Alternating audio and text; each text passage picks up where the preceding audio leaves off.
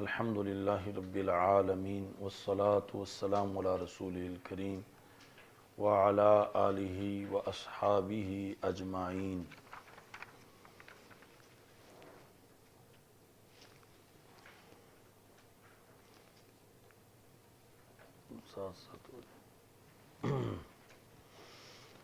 اچھا، وہ جو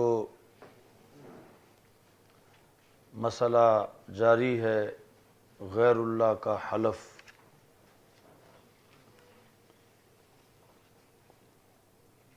اس کے ساتھ پھر بہت سے مسائل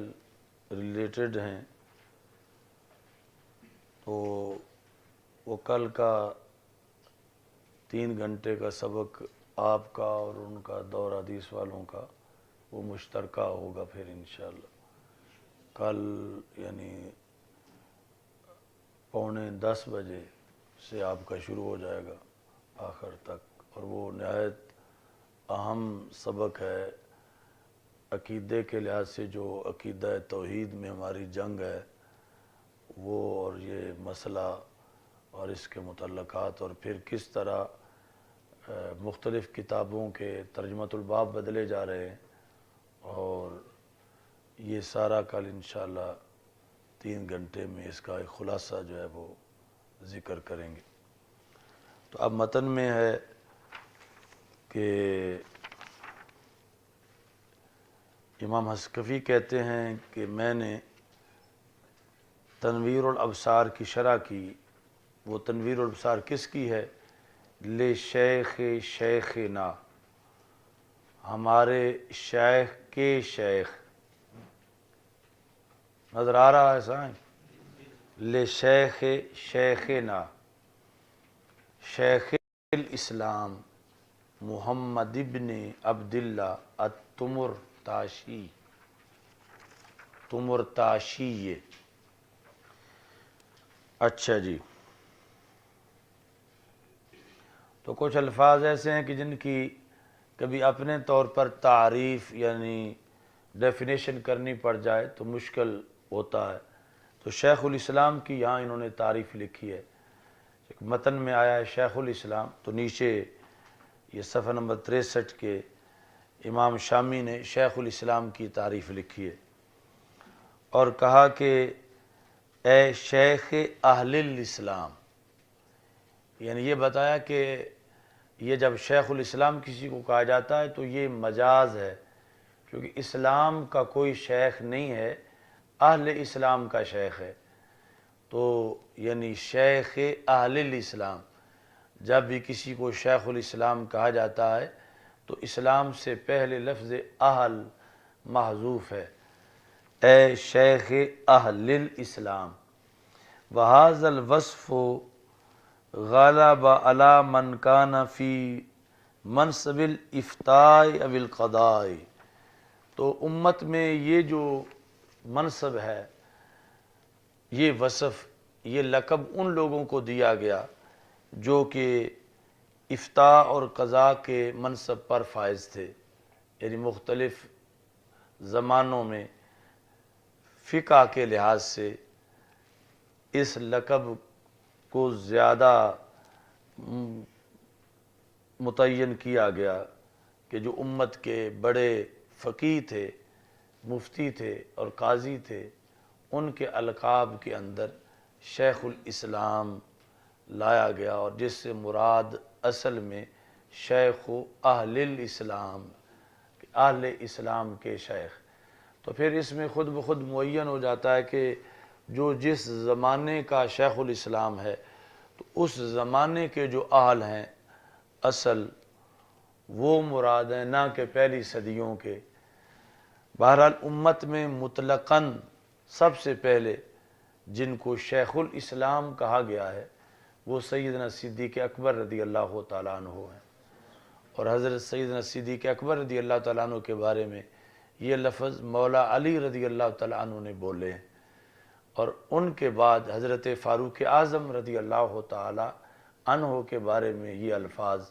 مولا علی رضی اللہ تعالیٰ عنہ نے استعمال کیے ہیں۔ یہ حضرت مولا علی رضی اللہ تعالیٰ عنہ کی دعا ہے جو سیر اعلام النبلا اور البدایہ والنہایہ میں ہے، اللہم اصلحنی بما اصلحت بہ الخلفاء الراشدین، کہ اے اللہ میری بھی یوں اصلاح کر جیسے تو نے خلفاء راشدین کی اصلاح کی ہے۔ تو ایک موقع پر ایک شخص نے پوچھ لیا، یعنی وہ غالباً رافضی تھا، کہ من ہم، وہ کون ہیں خلفاء راشدین، یعنی جن کا تم دعا میں بھی ذکر کرتے ہو۔ مطلب یہ تھا کہ اللہ سے تو کھلا مانگنا چاہیے، اور تم کہتے ہو اتنا دے جتنا خلفاء راشدین کو دیا ہے۔ تو اس سے پتہ چلتا ہے کہ خلفاء راشدین کو بہت بڑی اتھارٹی اور تمہارے نزدیک آئیڈیل شخصیات ہیں، تو وہ کون ہیں؟ من ہم، اغرو رقت عینا ہو، تو حضرت مولا علی رضی اللہ تعالی عنہ کی آنکھوں میں آنسو آ گئے، سائل کے سوال پر افسوس کی وجہ سے، کہ یہ میرے پاس آتا جاتا ہے اور اسے یہ پتہ نہیں خلفاء راشدین کون ہیں، اور یہ مجھ سے خلفاء راشدین پوچھتا ہے۔ تو کہا کہ ہما حبیبایا، حبیبایا یعنی حبیبان، نون اضافت کی وجہ سے گر گیا، ہما حبیبایا امام الہدی و شیخ الاسلام ابو بکر و عمر رضی اللہ تعالیٰ عنہ۔ تو کہا وہ میرے دونوں محبوب اور دونوں ہدایت کے امام اور دونوں شیخ الاسلام ابو بکر اور عمر رضی اللہ تعالیٰ عنہما بطور خاص ہیں، کہ جن کا میں دعا میں یوں ذکر کرتا ہوں، اور اللہ تعالیٰ سے کہتا ہوں کہ جن جن ذرائع سے تو نے ان کی اصلاح کی وہ مجھے بھی عطا فرما، اصلحنی بما اصلحت بہ الخلفاء الراشدین ہما حبیبایا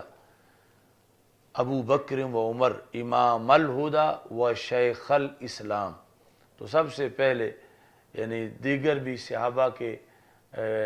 جو ہیں عبارات، ان میں یعنی یہ ذکر ہے حضرت صدیق اکبر رضی اللہ تعالیٰ عنہ کے بارے میں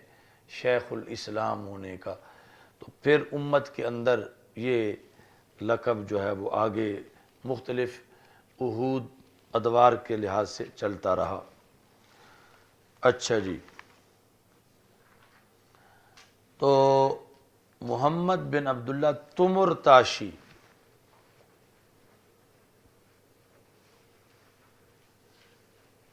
یہ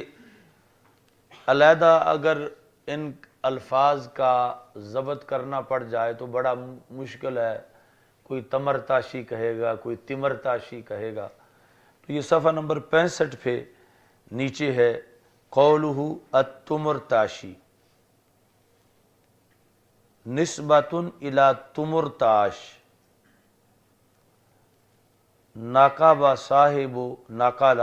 صاحب مراسد الاطلاع فی اسماء الاماکن والبقاع۔ یہ کتاب کا نام ہے، جغرافیے کی کتاب ہے، مراسد الاطلاع، ادھر پڑی ہوئی ہے ہماری لائبریری میں۔ تو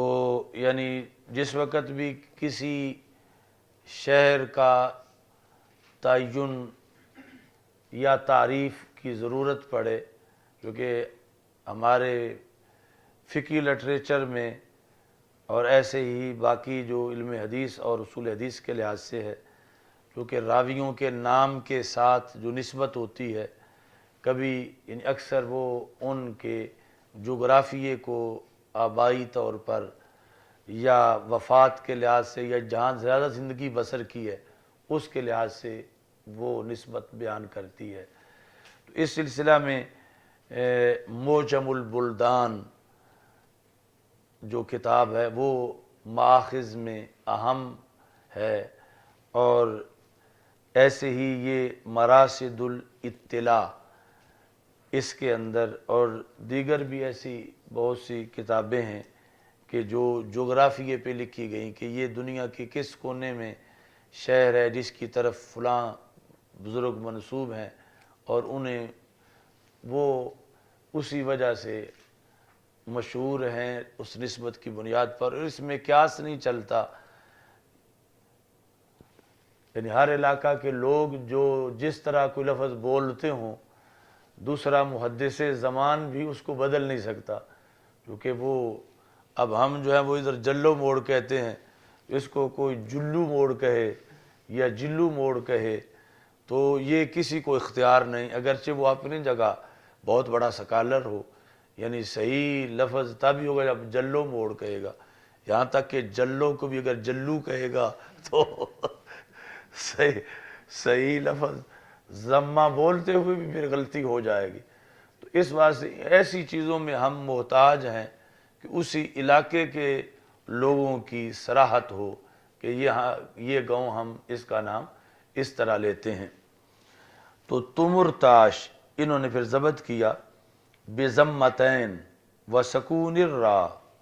یعنی دو ضمے ہیں، تا پہ بھی اور میم پہ بھی، تمرتاش، اور را ساکن ہے، و الف و شین معجمہ، نقطے والا شین۔ یہ قریۃ من قری خوارزم، یہ خوارزم جو ہے اس کے بستیوں میں سے ایک بستی ہے۔ اب نیچے حاشیہ لکھا ہوا ہے کہ پھر خوارزم کہاں ہے، تو اب کئی بہت سے سینکڑوں ایسے علماء ہیں، فقہا ہیں، محدثین جن کو خوارزمی کہا جاتا ہے، تو کہتے ہیں خوارزم لیس اسم للمدینہ وانما هو اسم للناحیہ بجملتها نقول وهي تقع اليوم في جمہوریت ترکمانستان ولایت تشاوز وقسم منها في جمہوریت ازبکستان۔ تو مطلب انہوں نے کہا کہ یہ کسی ایک معین شہر کا نام نہیں بلکہ علاقے کا نام ہے۔ جس طرح آپ کوئی کہے کہ پنجاب کس شہر کا نام ہے، تو کسی ایک شہر کا نام پنجاب نہیں ہے بلکہ علاقے کا نام ہے۔ ایسے ہی یعنی مختلف شہروں پہ مشتمل علاقے کا نام ہے خوارزم، اور وہ پھر آگے کئی ملکوں کے اندر تقسیم ہو چکا ہے، یعنی کچھ حصہ ازبکستان میں ہے، کچھ ترکمانستان میں ہے، ترکمانستان کے اندر جس طرح مثلا بلوچستان ہے تو کچھ پاکستان میں ہے، کچھ ایران میں ہے، تو آگے یعنی بعد والی جو تقسیم ہے اس کے لحاظ سے تقسیم ہو گیا، لیکن اصل میں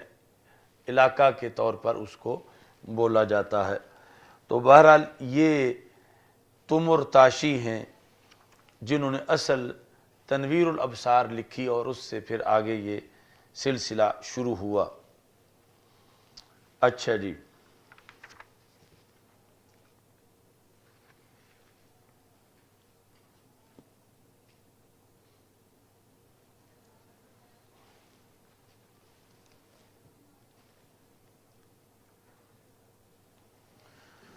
تو آگے ان کی سند ابن نجیم مصری سے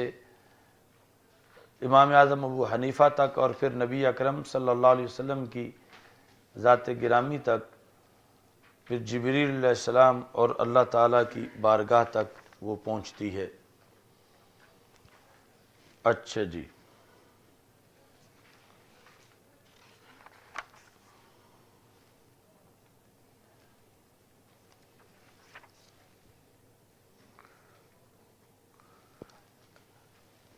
آگے پھر دوبارہ قسم ہے، والامری، مجھے میری عمر کی قسم، ان السلامت من ھذا الخطر، کہ خطا سے سلامتی، خطا سے سلامتی، لامر، یہ ایک ایسا امر ہے، یعز علی البشر، جو بشر کے لحاظ سے ناممکن کے قریب ہے۔ یعز، نیچے معنی لکھا ہے یقل، یعنی بہت کم ہے، یعنی بشر سے خطا ہو جاتی ہے تو اپنی کتاب کے لحاظ سے، یعنی جو در مختار حسکفی کی تنویر الابصار کے اوپر ہے، تو کسر نفسی اور عاجزی کرتے ہوئے امام حسکفی کہتے ہیں کہ غلطی سے سلامتی تو ایک بڑا نادر نایاب معاملہ ہے، بہت قلیل ہے کہ غلطی نہ ہو، ولا غروا، اور اس سلسلہ میں کوئی میں تکبر نہیں کرتا، فإن النسیان من خصائص الانسانیت، کہ نسیان انسانیت کے خصائص میں سے ہے، بھول جانا انسانیت کے خصائص میں سے ہے۔ آگے والخطا، یہ عطف ہے نسیان پر، والخطا والزلل من شعائر الآدمیت، خطا اور پھسلن لغزش، زلل کا معنی، یہ آدمی کے شعائر سے ہے۔ تو خطا کی نیچے تعریف کی، ہوا ان یقصد بالفعل غیر المحل الذی یقصد به، یعنی ایک بندہ جو ہے مثال کے طور پر ارادہ تھا اس کا شکار کو تیر مارے، آگے لگ آدمی کو گیا، تو یہ خطا ہے کہ ارادہ کسی اور چیز کا تھا اور کام اور ہو گیا۔ اچھا جی، اور دوسری خطا کی تعریف ہے ضد الصواب، اور بعض نے کہا کہ الخطا ما لم یتعمد، خطا اس کو کہتے ہیں جس میں ارادہ نہ پایا جائے، عمدن نہ ہو، جو عمدن نہ ہو وہ خطا ہے۔ اچھا جی،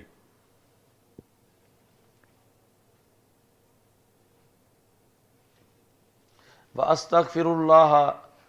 مُسْتَعِيذًا بِهِ مِنْ حسد، میں اللہ سے مغفرت چاہتا ہوں درا حال کہ میں اللہ کی پناہ مانگ رہا ہوں حسد سے۔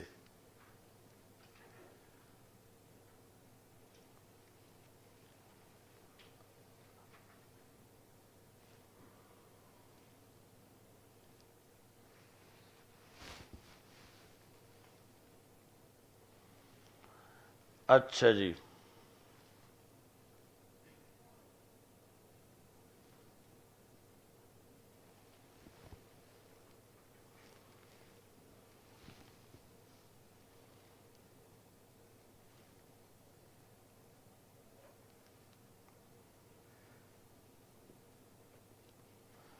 باقی یہ جو دو بار آ گیا کہ نسیان انسانیت کے خصائص میں سے ہے، اس پر تھوڑی سی بات، یہ صفحہ نمبر 75 پر، وَإِنَّمَا عَبَّرَ بِهَا هَاهُنَا وَفِي مَا تَقَدَّمَ بِخَصَائِص،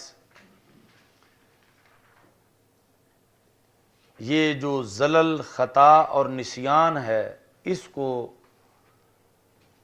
امام حسکفی نے خصائص انسانیت سے تعبیر کیا ہے۔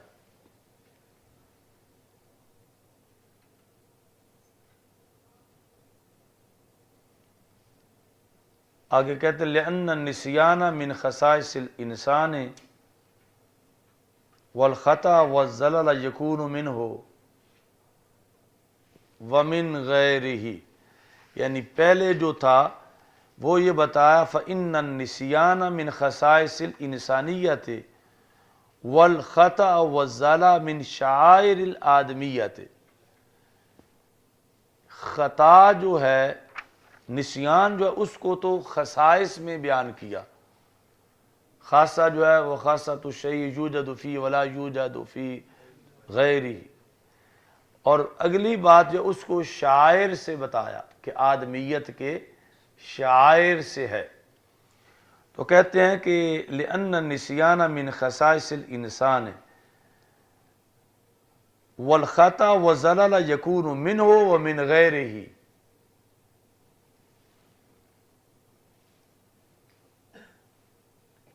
کما وقع حتی من الملائکۃ کما وقع لابلیس بناء علی انہ منہم،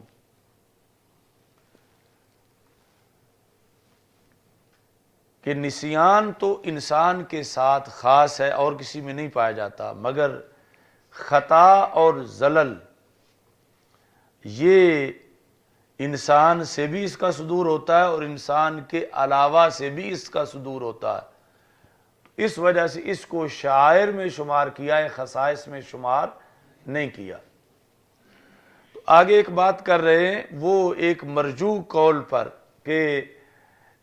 ابلیس جو ہے کیا وہ ملائکہ میں سے تھا یا ملائکہ میں سے نہیں تھا؟ تو جن کے بقول وہ ملائکہ میں سے تھا، اس پر یہ ہے کہ پھر انہوں نے ساتھ یہ بھی کر دیا کہ خطا ملائکہ سے بھی ہو سکتی ہے۔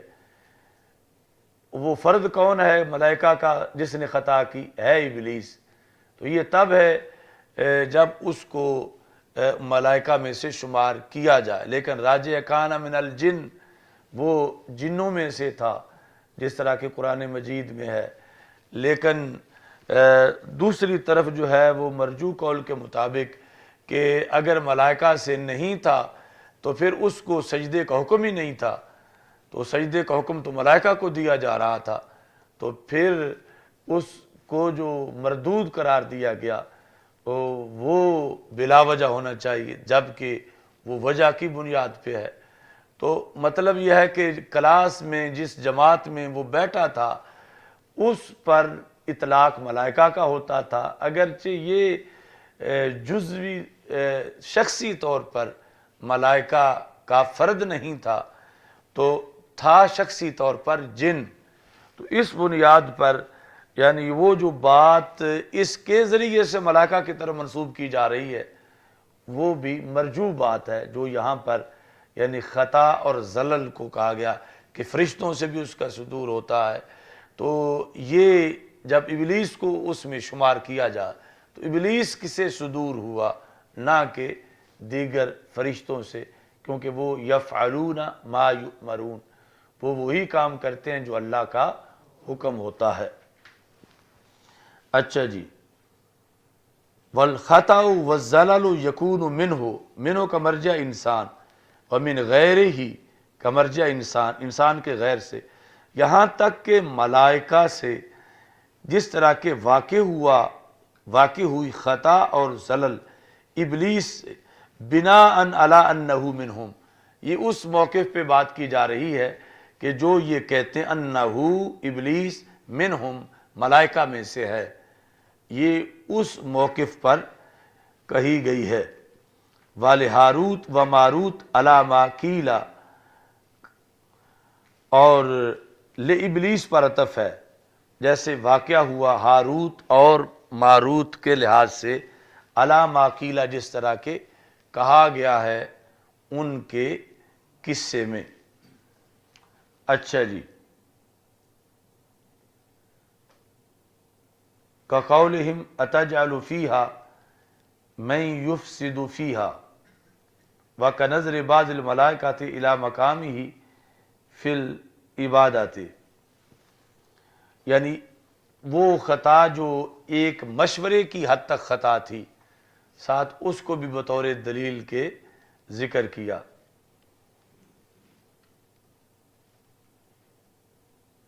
یا بعض ملائکہ کا اپنے مقام عبادت کی طرف متوجہ ہونا، یہ مکاشفۃ القلوب کے اندر جو ہے وہ امام غزالی نے لکھا ہے کہ جبریل علیہ السلام رسول پاک صلی اللہ علیہ وسلم کی خدمت میں حاضر ہوئے تو کہا کہ میں ابھی ایک جگہ سے گزر کے آ رہا ہوں، وہاں ایک فرشتہ پڑا تھا جس کے پر ٹوٹے ہوئے تھے، اور اس نے مجھے کہا کہ میری سفارش کرو۔ تو میں نے اس سے کہا کہ تجھے کیا ہوا؟ تو اس نے کہا کہ میں عرش پر آسمانوں پر تخت پہ رہتا تھا اور 70,000 سے زائد فرشتے میری خدمت کرتے تھے، لیکن معراج کی رات میں اٹھ کے کھڑا نہیں ہوا تو اس پر مجھے سزا دی گئی اور مجھے کوہ کاف میں گرا دیا گیا۔ تو رسول پاک صلی اللہ علیہ وسلم سے یہ میری سفارش کرو کہ آپ اللہ کو کہیں اور مجھے پھر واپس میرے مقام کی طرف لوٹایا جائے۔ تو جبریل علیہ السلام نے جب کہا تو نبی اکرم صلی اللہ علیہ وسلم نے اللہ تعالیٰ سے کہا تو یہ حکم ہوا کہ وہ کثرت سے درود پڑھے تو پھر اسے اس کے مقام پر لوٹا دیا جائے گا۔ تو اس نے درود پڑھا اور پھر وہ اس مقام پہ واپس لوٹا۔ تو بہرحال یعنی وہاں بھی پھر یہ چیز ایک طرح کی پائی گئی، اگرچہ یعنی وہ کوئی بڑا مسئلہ نہیں تھا، لیکن آداب رسول علیہ الصلوۃ والسلام کے لحاظ سے اتنا ہی سخت پکڑ ہوئی اور گرفت ہوئی اور یہ معاملہ سامنے آیا۔ تو وَأَمَّا الْجِنُّ فَذَلِكَ أَكْثَرُ حَالِهِمْ، یعنی فرشتے کے لحاظ سے تو یہ ہمیں شاذ و نادر صورتیں ملی ہیں، اور عمومی طور پر یہی ہے کہ وہ معصوم ہیں، اور دوسری طرف جن جو ہیں فَذَلِكَ أَكْثَرُ حَالِهِمْ، خطا ان کا اکثر حال ہے، یعنی وہ اکثر خطا میں ہی رہتے ہیں۔ اچھا جی، تو اس بنیاد پر پھر خطا اور زلل آدمیوں کا خاصہ نہیں ہے بلکہ شاعر سے ہے، چونکہ یہ خطا اکثر تو جنوں میں ہوتی ہے، اور اگر اس ابلیس کو شمار کریں اور ہاروت ماروت کے لحاظ سے بھی ان اسرائیلی روایات کو اگر جو ہے وہ تسلیم کیا جائے، جو زیادہ جو گناہ کی بات ہے وہ ان میں ہے، باقی تو جو ہے وہ تعلیم سحر کے لحاظ سے جو قرآن میں ہے، اور جو اس کے علاوہ قصہ ہے وہ اسرائیلی روایات میں ہے، اور اب وہ لٹکے ہوئے نظر نہیں آتے اس کنویں کے اندر، کیونکہ ہم نے بھی جا کے وہ کنواں دیکھا بابل کے اندر، تو اب اس کے اوپر ایک ڈھکن دیا ہوا ہے، تو ڈھکن اتارنے سے، یعنی یہ ڈھکن نہیں کہ شیشی کا ڈھکن، اچھا خاصا یعنی جتنا عام کنواں ہوتا ہے تو اندر اس کے پانی نظر آتا ہے، فرشتے لٹکے ہوئے نظر نہیں آتے۔ تو جس حد تک قرآن مجید میں ہے وہ قطعی ہے، تو باقی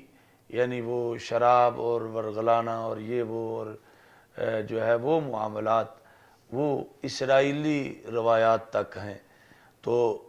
ان کو جو تسلیم نہیں کرتے تو پھر اس بنیاد پر وہ بھی مثال نہیں دی جا سکتی، اور دوسری طرف جو بنایا گیا ہے تو وہ ابلیس کے ذریعے سے ایک مثال بنائی گئی ہے کہ اسے شامل کیا گیا، تو وہ ذاتی طور پر شخصی طور پر تو فرشتہ نہیں تھا، وہ جنوں میں سے تھا، شامل ان کی جماعت میں موجود تھا، تو اس بنیاد پر جب اس جماعت کو حکم ہوا تو ساتھ اسے بھی حکم ہوا کہ وہ بھی سجدہ کرے۔ تو یہ کہتے ہیں وَأَسْتَغْفِرُ اللَّهَ مُسْتَعِيذًا بِهِ مِنْ حَسَدٍ، میں اللہ سے مغفرت طلب کرتا ہوں درا حال کہ میں اللہ کی پناہ مانگ رہا ہوں حسد سے، کہ میرا کوئی حسد نہ کرے۔ کیوں؟ یسد باب الانصاف، کہ حسد جو ہے جہاں کسی کا کسی کے دل میں آ جائے تو وہ حاسد محسود کے بارے میں انصاف نہیں کر سکتا، کیونکہ حسد یسد باب الانصاف، وہ انصاف کا دروازہ بند کر دیتا ہے، حسد انصاف کا دروازہ بند کر دیتا ہے۔ وَيَرُدُّ عَنْ جَمِيلِ الْأَوْصَافِ، اور جو محسود کے اچھے اوصاف ہوں وہ بھی اس کو برے نظر آتے ہیں حاسد کو۔ تو اس پر انہوں نے پھر نیچے شرح کے اندر حسد کی تعریف کی۔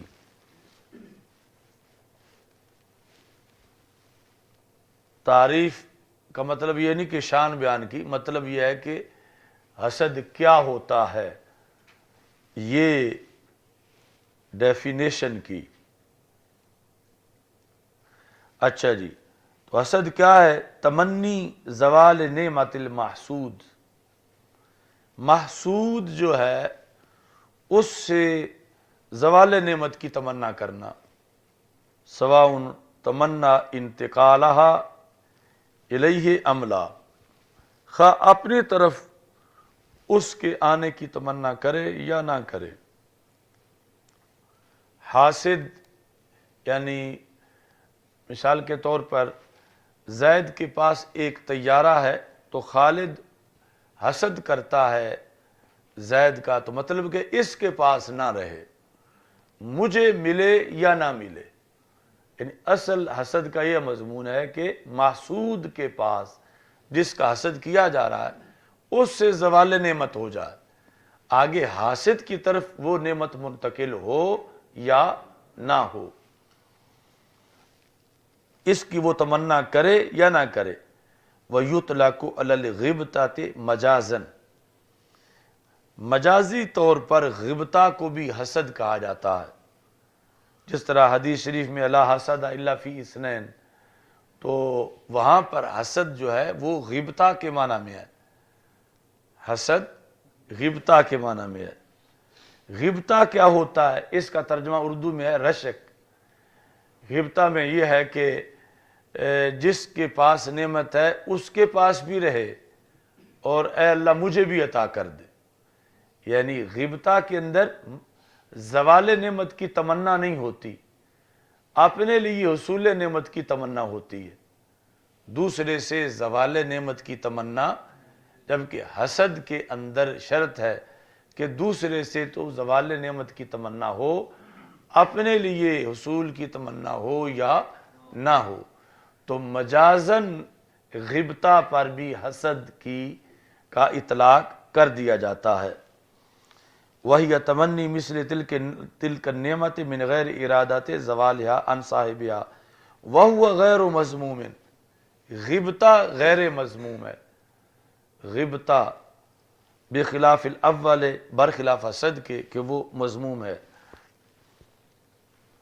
اب اس کا فلسفہ بیان کرتے ہیں کہ حسد مذموم کیوں ہے؟ کہتے ہیں لِأَنَّهُ يُؤَدِّي إِلَى الْإِعْتِرَاضِ عَلَى الْخَالِقِ تَعَالَى، کہ حسد گویا کہ اللہ تعالیٰ پر اعتراض کی طرف بندے کو پہنچا رہا ہے۔ تو تقسیم تو اللہ کی ہے کہ اسے طیارہ ملا اور حاسد کو نہیں ملا،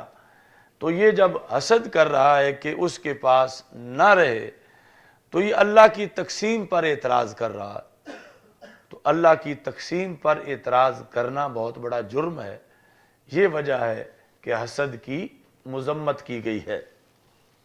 لِأَنَّهُ يُؤَدِّي إِلَى الْإِعْتِرَاضِ عَلَى الْخَالِقِ تَعَالَى وَلِذَا قَالَ علیہ الصلوۃ والسلام إِيَّاكُمْ وَالْحَسَدَ، بچو حسد سے، فَإِنَّ الْحَسَدَ يَأْكُلُ الْحَسَنَاتِ كَمَا تَأْكُلُ النَّارُ الْحَطَبَ، کہ حسد جو ہے وہ نیکیوں کو یوں کھا جاتا ہے جیسے آگ لکڑی کو کھا جاتی ہے۔ وَسَمَّاهُ علیہ الصلوۃ والسلام حالقہ، اور نبی اکرم صلی اللہ علیہ وسلم نے حسد کا نام حالقہ رکھا ہے۔ حالقہ حلق کرنے والی چیز، جو کسی کی ٹنڈ کر دے، مطلب کیا ہوتا ہے جو فلاں نے تو فلاں کی ٹنڈ کر دی ہے، یعنی بالکل اسے محروم کر دیا ہے۔ تو حسد یعنی جس طرح بندے کے سر سے بال کوئی چیز اتار دیتی ہے، تو حسد جو ہے یہ حالقہ ہے۔ تو رسول اکرم صلی اللہ علیہ وسلم سے پوچھا گیا کہ یہ کس چیز کا حلق کر دیتا ہے؟ تو فرمایا حالقۃ الدین لا حالقۃ الشعر، حسد بالوں کو نہیں مونڈتا بلکہ بندے کا جو دین ہے اسے بندے سے زائل کر دیتا ہے۔ اس واسطے فرمایا کہ حسد سے بچو، اور اللہ تعالیٰ فرماتا ہے وَمِن شَرِّ حاسد اذا حسد، اور میں پناہ مانگتا ہوں اللہ کی حاسد کے شر سے جب وہ حسد کرے۔ وَالْحَاسِدُ ظَالِمٌ لِنَفْسِهِ، حاسد ڈبل ظالم ہے، پہلے نمبر پر تو اپنے اوپر ظلم کرتا ہے، حیث اتعب نفسہ واحزنہا واوقعہا فی الاسم، کہ اس نے اپنے آپ کو تھکا دیا ہے، حسد کر کر کر کے اپنے آپ کو، یعنی اپنے اندر ہی وہ جلتا رہتا ہے ہر وقت، کوئی اسے آگ لگانے نہ بھی آئے تو پھر بھی اس کو آگ لگی رہتی ہے۔ وہ اتعبا نفسہ واحزنہ، اس نے اپنے آپ کو غم میں ڈالا ہوا ہے، یعنی آٹومیٹکلی غم میں ہے، خود بخود اس کی وہ مشینری چل رہی ہے جو اسے غمناک کرتی ہے۔ وَأَوْقَعَهَا، اس نے اپنے آپ کو گناہ میں ڈالا ہے، فی الاسم، گناہ میں۔ اب والے غیر ہی کا تلف اسم پر نہیں، لنفس ہی پر ہے، کہ حاسد غیر پہ بھی ظلم کرتا ہے، اپنے آپ پہ بھی ظلم کرتا ہے تین طرح، کہ اپنے آپ کو تھکاتا ہے، غم زدہ بناتا ہے اور گناہ میں ڈالتا ہے، اور غیر پر بھی ظلم کرتا ہے سو لم یحب لہ ما یحب لنفسہ، کہ اس کے لیے وہ پسند نہیں کرتا جو اپنے لیے پسند کرتا ہے، جو اپنے لیے پسند کرتا ہے اس کے لیے وہ پسند نہیں کرتا۔ اس واسطے ابو طیب جو ہے انہوں نے یہ شعر لکھا، وَأَظْلَمُ أَهْلِ الْأَرْضِ مَنْ كَانَ حَاسِدًا لِمَنْ بَاتَ فِي النَّعْمَائِهِ يَتَقَلَّبُ۔ وَأَظْلَمُ أَهْلِ الْأَرْضِ مَنْ كَانَ حَاسِدًا، اہل ارض میں سے سب سے بڑا ظالم وہ ہے جو حسد کرے، سب سے بڑا ظالم، لمن باتا، کس کا حسد کرتا ہے؟ لمن باتا فی نعمائہ، وہ بندہ جو اللہ کی دی ہوئی نعمتوں میں ہے، لمن باتا فی نعمائہ یتقلب،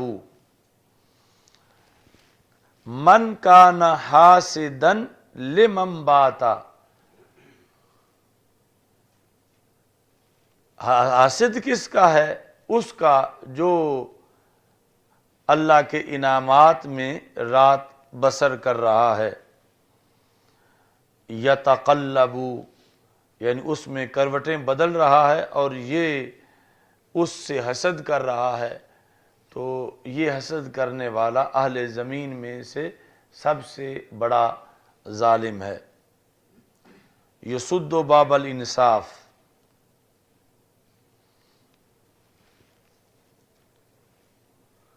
دروازہ انصاف کا حسد بند کر دیتا ہے، صفت تاکیدیہ ہے۔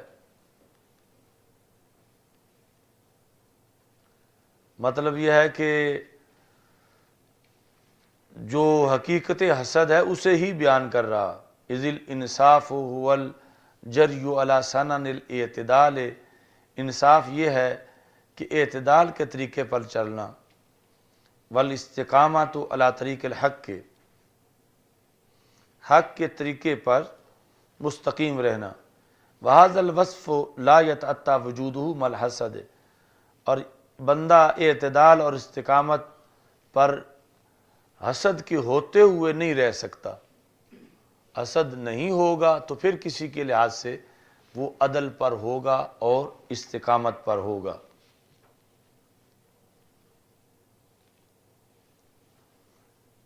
اچھا جی،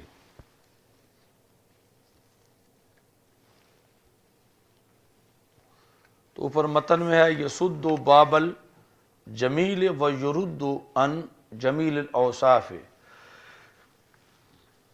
الا وان الحسد حسک،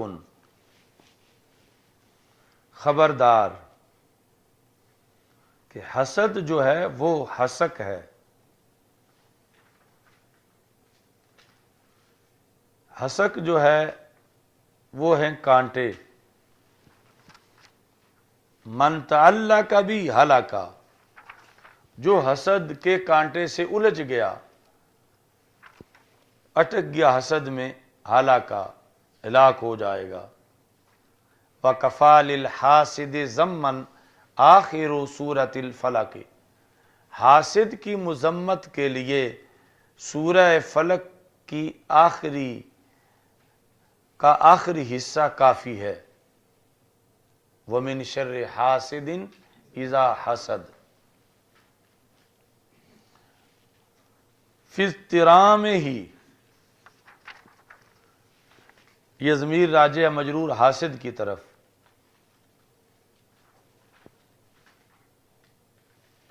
کہ اس آگ کے جلنے کے لحاظ سے، فِي اضْطِرَامِهِ بِالْقَلْقِ، کہ وہ جلتا رہتا ہے بے چینی میں۔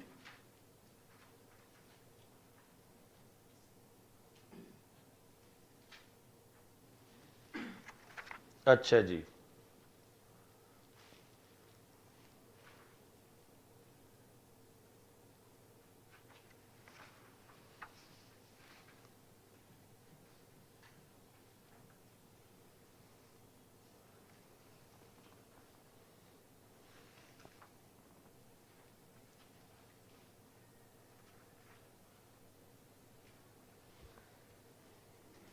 للہ در الحسد ما اعدلہ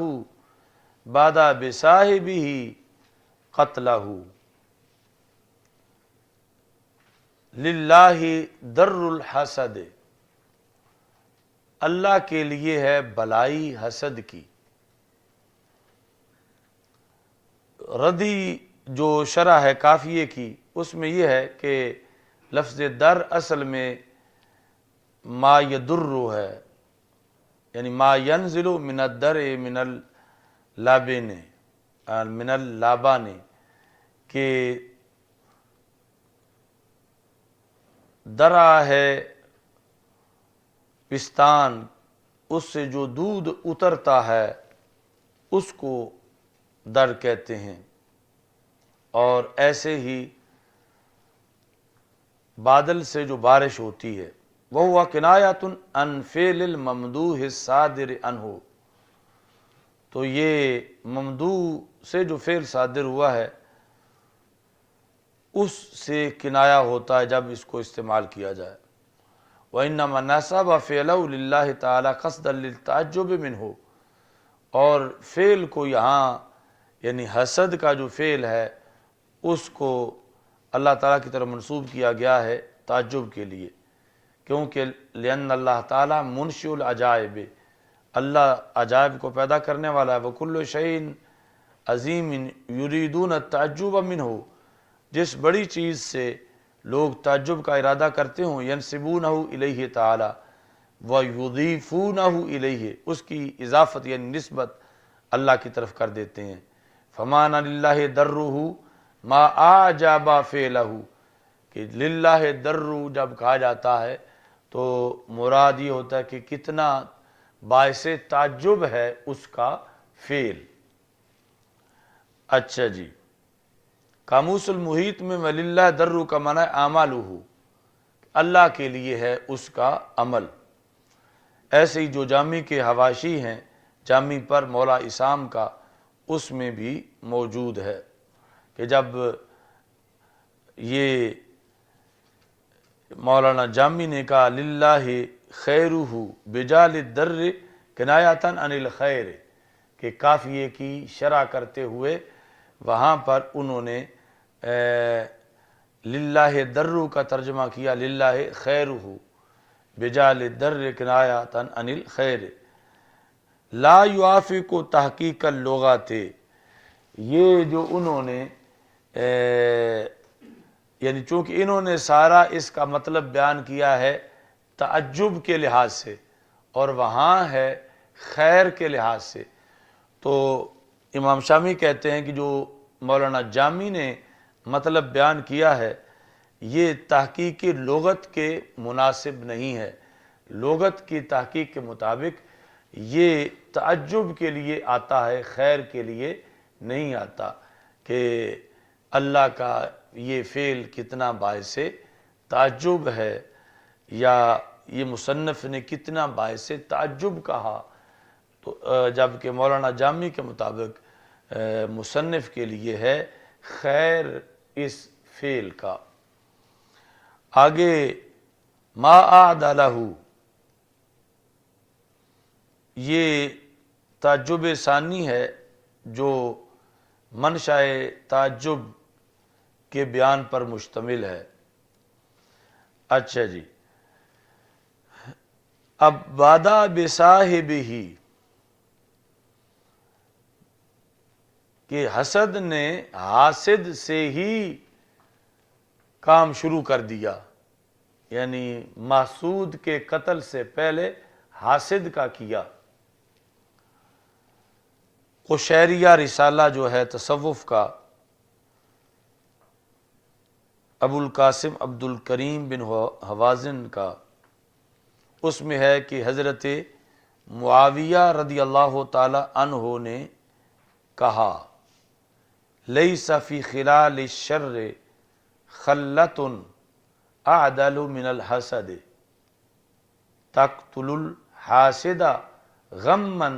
قبل المحسود، کہ حضرت امیر معاویہ رضی اللہ تعالیٰ عنہ کہتے ہیں بری عادتوں میں سے کوئی عادت حسد سے زیادہ عدل والی نہیں، یعنی حسد ہے عادات شر میں سے لیکن ہے عادل، اور بری عادات میں سے اور کوئی ایسی عادت نہیں جو یوں عدل کرے جیسے حسد عدل کرتا ہے۔ کیسے؟ تقتل الحاسد، حاسد کو قتل کرتا ہے، غمًا قبل المحسود، محسود سے پہلے غم میں ڈبو کر حاسد کو قتل کر دیتا ہے۔ تو یہ عادت بری ہے، اور بری ہونے کے باوجود عدل کرتی ہے کہ یہ حقدار ہے حاسد کہ پہلے اسے قتل کیا جائے، تو حسد پہلے اس کو ہی قتل کرتا ہے غم میں ڈبو دینے کی وجہ سے۔ اچھا جی، اوپر جو ہے متن میں ماتن یعنی امام حسکفی کہتے ہیں وما آنا من قید الحسود بآمن، حسود حاسد سے مبالغہ ہے کہ میں حسد کرنے والے کے فراڈ سے مأمون نہیں ہوں۔ وما آنا من قید الحسود بآمن، میں حسد کرنے والے کے حسد کے فراڈ سے مأمون نہیں ہوں۔ ولا جاہل یزری ولا یتدبر، اور نہ ہی میں جاہل سے محفوظ ہوں جو میرے عیب نکالتا ہے اور تدبر نہیں کرتا۔ اچھا جی، اور ساتھ یہ شعر ہے وَلِلَّهِ دَرُّ الْقَائِلِ، اب جس معنی کو انہوں نے ترجیح دی وہ ہوگا کہ کیا تعجب والا ہے قائل کا یہ قول، اور دوسرا جو جامی والا ہے وہ ہوگا کہ اللہ کے لیے ہے بھلائی قائل کی۔ شعر کیا ہے؟ ہم یحسدونی، وہ میرا حسد کرتے ہیں، اصل میں تھا یحسدوننی، ادغام ہوگا یحسدونی، وہ میرا حسد کرتے ہیں۔ وَشَرُّ النَّاسِ كُلِّهِمْ، وہ میرا حسد کرتے ہیں، تو حسد کر کے میرا درجہ بڑھا رہے ہیں، وہ میرا حسد کرتے ہیں۔ وَشَرُّ النَّاسِ كُلِّهِمْ مَنْ عَاشَ فِي النَّاسِ يَوْمًا غَيْرَ مَحْسُودِ، وہ میرا حسد کرتے ہیں تو میں کتنا خوش نصیب ہوں۔ کیوں کہ تمام لوگوں میں سے برا وہ ہے جس کا کوئی ایک دن بھی یوں گزرے کہ اس کا کوئی حسد نہ رہا ہو۔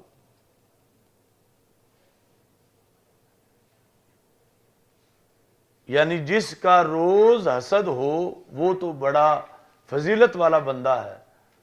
اور جس کا کوئی حسد ہی نہ کرے، پورا دن گزر جائے اور اس کا کوئی حسد نہ کرے، یہ تو بدترین بندہ ہوگا کہ جس کا حسد کرنے کوئی تیار نہیں۔ ہم یحسدونی، وہ میرا حسد کرتے ہیں، یعنی وہ تو کرتے ہیں مجھے نقصان دینے کے لیے، حالانکہ وہ میرا میرٹ بنا رہے ہیں اچھائی میں، وہ میرا حسد کرتے ہیں۔ حال یہ ہے شر الناس کلہم، سب لوگوں میں سے برا وہ ہے من عاش فی الناس، جو زندہ رہا لوگوں میں، یومن پورا دن، غیر محسودی، اور اس کا کسی نے حسد ہی نہیں کیا، پورا دن گزر گیا، رہتا بھی سوسائٹی میں ہے اور پھر بھی اس کا حسد نہ ہو، تو پھر تو وہ برا بندہ ہے، سارے لوگوں میں سے برا ہے۔ اور اگر اس کا حسد کریں تو یہ اس کی بڑائی ہے۔ تو یہ لوگ جو میرا حسد کرتے ہیں یہ مجھے خود بخود بڑا بنا رہے ہیں، کیونکہ جس کا حسد نہ ہو اور پورا دن گزر جائے اور وہ بندہ رہتا بھی ماحول میں ہو، تو پھر وہ ہے ہی کچھ نہیں کہ اس کا حسد ہی کسی نے نہیں کیا۔ من عاش فی الناس، ایک تو یہ ہے نا کہ وہ معاشرے سے نکل گیا ہے، کسی جنگل صحرا میں جا کے ڈیرا لگا لیا ہے، نہ کوئی بیان دیتا ہے، نہ کوئی تقریر کرتا ہے، نہ کسی سے ملتا ہے، چپ سرکار بھی ہے اور وہ دریا سے پار بھی ہے، تو وہ کچھ عمل دخل ہی نہیں اس کا معاشرے میں۔ اب اس سے حسد نہ کریں تو وہ بڑا نہیں بنتا، جو اپوزیشن بنے، معاشرے میں رہے، ماحول میں رہ کے پھر اس کا کوئی حسد نہ کرے تو یہ برا بندہ ہے، کیونکہ پورا دن اگر گزر گیا ماحول میں رہتے ہوئے تو مطلب یہ ہوا کہ اس نے کوئی امر بالمعروف نہیں کیا، اس نے کوئی نہی عن المنکر نہیں کیا، تو نتیجتاً سارا دن اسے کسی نے نہیں کوسا، اور اگر کرتا ہوتا تو ضرور کوئی نہ کوئی تو اسے حسد کرتا ہوتا۔ تو ہم یحسدونی وشر الناس کلہم من عاش فی الناس یوما غیر محسودی۔ اب اس میں نیچے جو انہوں نے شعر لکھے کہتے ہیں دل حسودہ، دل دعل، دا امر ہے، آگے پھر حسود سے ملائیں گے تو عین پہ کسر آئے گا، دعل حسودہ، حسود کو چھوڑ دو، یعنی تم یہ سن کے کہ فلاں بندہ تمہارا بڑا حسد کر رہا ہے تو تم غم نہ کرو، فکر میں نہ پڑو، تشویش نہ رکھو، حسود کو چھوڑ دو۔ وما یلقاہ من کمد، اور اسے جو دل کا روگ رگا ہوا ہے اسی میں اسے چھوڑ دو۔ وما یلقاہ، حسود پر عطف ہے، ایک تو حسود کو چھوڑ دو، دوسرا اس بلا کو چھوڑ دو جو حسود کے دل کو مرض لگا ہوا ہے۔ کفا کا من ہو، کفا کا من ہو، تیرے لیے کافی ہے، تجھے بدلہ لینے کی ضرورت نہیں، تیرے لیے کافی ہے۔ کیا چیز؟ لہیب النار فی کبد، جو اس کے کلیجے میں آگ لگی ہوئی ہے تیری وجہ سے، بدلہ لینے کے لیے وہ کافی ہے، تجھے کوئی تلوار تیر چلانے کی ضرورت نہیں ہے۔ کفا کا، انا کفیناک المستہزئین، کفا کا، تیرے لیے کافی ہے، بدلہ لینے والے کی صورت میں کیا چیز کافی ہے؟ لہیب النار، آگ کا شعلہ جو اس حاسد کے کلیجے میں ہے۔ اب اگر تم بھی اس کی ملامت کرو حاسد کی تو پھر علمت ذا حسد نفست قربتہ، اگر تم نے اس کی ملامت کی تو تم نے اس کی مصیبت دور کی، یعنی اگر تم اس کی ملامت کرو گے تو پھر تم اس کو ریلیف دو گے. نفست کربتہ، یہ کرب و بلا والا ہے کہ اس کا دکھ تم نے دور کر دیا. وَإِن سَكَتَّ فَقَدْ عَذَّبْتَهُ بِيَدِي، اور اگر تم چپ کر جاؤ، وہ مسلسل حسد میں آگ اگل رہا ہے اور تم آگے سے خاموش ہو جاؤ، تو پھر فَقَدْ عَذَّبْتَهُ بِيَدِهِ، تم نے اسی کے ہاتھ سے اسی کو مروایا ہے. یعنی وہ خود اپنے ہاتھ سے اپنی چپیڑ اور اپنا منہ، یعنی یہ وَإِن سَكَتَّ فَقَدْ عَذَّبْتَهُ بِيَدِهِ، اس کے ہاتھ سے ہی تم نے اس کو عذاب دیا ہے. تو اس بنیاد پر یعنی حاسد کی کاروائیوں پر تم فکر نہ کرو، تم جواب نہ دو، تم خاموش رہو، تو یہ حاسد پر بلا ہے، بوجھ ہے. اور اگر تم بولو گے تو پھر تم حاسد کو گویا کہ ریلیف پہنچاؤ گے. ایسے اسی مضمون کا دوسرا شعر ہے، اصبر علی کید الحسود فإن صبرک یقتلہ. حسود کے قید پر، وہ جو تجھ کو فریب دے رہا ہے، تم صبر کرو. کیوں؟ فإن صبرک یقتلہ، تمہارا صبر اسے قتل کرے گا. النار تأکل بعدها ان لم تجد ما تأکلہ، یعنی آگ جل رہی ہو اور اس میں لکڑیاں نہ ڈالی جائیں اور تو پھر آگ اپنے آپ کو ہی جلاتی رہتی ہے، اور اگر لکڑیاں ڈالی جائیں تو پھر اپنے آپ کو جلانے کی تو نوبت نہیں آئے گی اس کو، پھر تو اگلا شکار اس کو ملے گا. تو اس بنیاد پر اگر تم حاسد کا حسد کرو گے تو پھر وہ اپنے آپ کو نہیں جلائے گا، اور اگر تم چھوڑ دو گے تو پھر وہ اپنے آپ کو جلاتا رہے گا. النار تأکل بعضها، آگ کھاتی ہے اپنے ہی حصے کو. ان لم تجد، اگر آگ نہ پائے، تجد مؤنث ہے یا اگر آگ نہ پائے، آگے مفعول بھی ہے، کیا نہ پائے؟ ما تأکلہ، جس کو وہ آگ کھائے. آگ کھانے کے لیے کچھ نہ پائے اور کوئی لکڑی نہ ملے، کوئی چیز جلانے والی، تو پھر اس نے مجبوراً اپنے آپ کو ہی کھانا ہوتا ہے. تو تم اگر حسد کرو گے حاسد کا تو تم گویا کہ اس کو ایندھن فراہم کر کے خود اپنے آپ کو جلانے سے بچا رہے ہو. اور اگر تم چپ کر جاؤ گے تو پھر وہ اپنے آپ کو اپنے ذریعے سے ہی معاذ اللہ عذاب دیتا رہے گا. چلو الحمدللہ رب العالمین والعاقبۃ للمتقین والصلاة والسلام علی رسول الکریم. استغفر اللہ لا الہ الا اللہ وحدہ لا شریک لہ لہ الملک ولہ الحمد وہو علی کل شیء قدیر. وصلی اللہ